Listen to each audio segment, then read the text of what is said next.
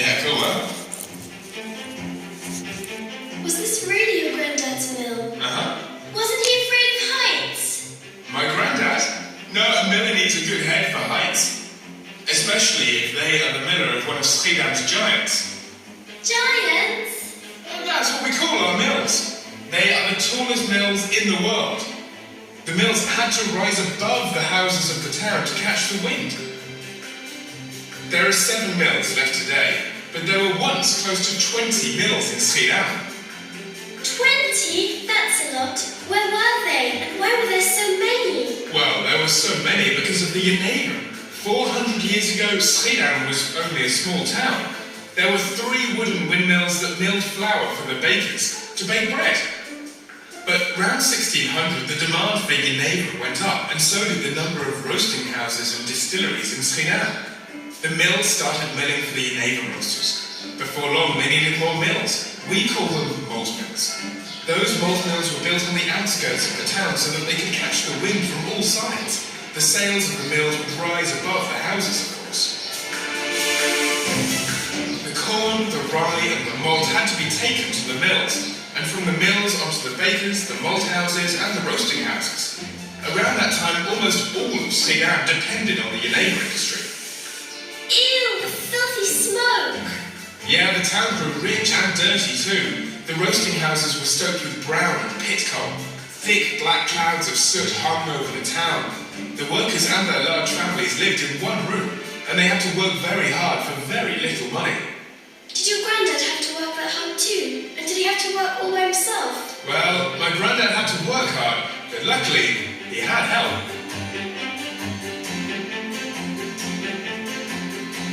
So, there's always a lot to do in a mill.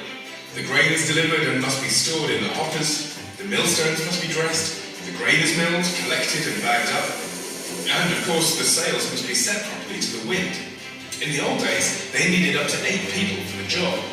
Now they can do it with less. But there is only one boss, the miller.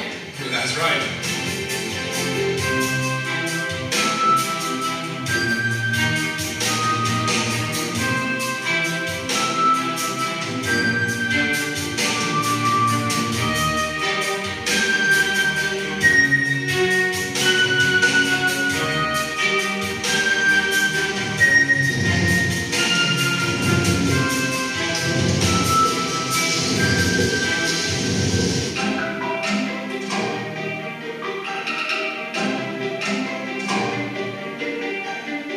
Watch out, Kitty. It's dangerous up here.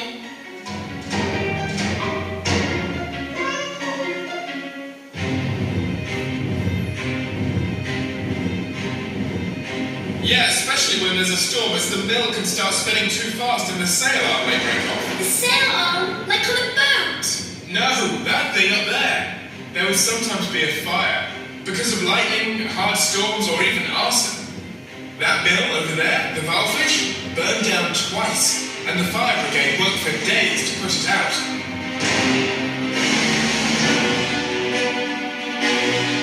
And no one died in the fire?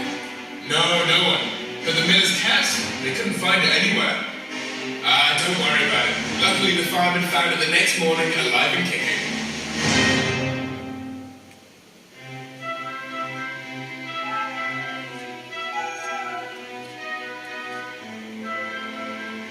You know, in the end, the mills were used less and less. By the turn of the 20th century, life in Schiedam revolved around the jenever industry.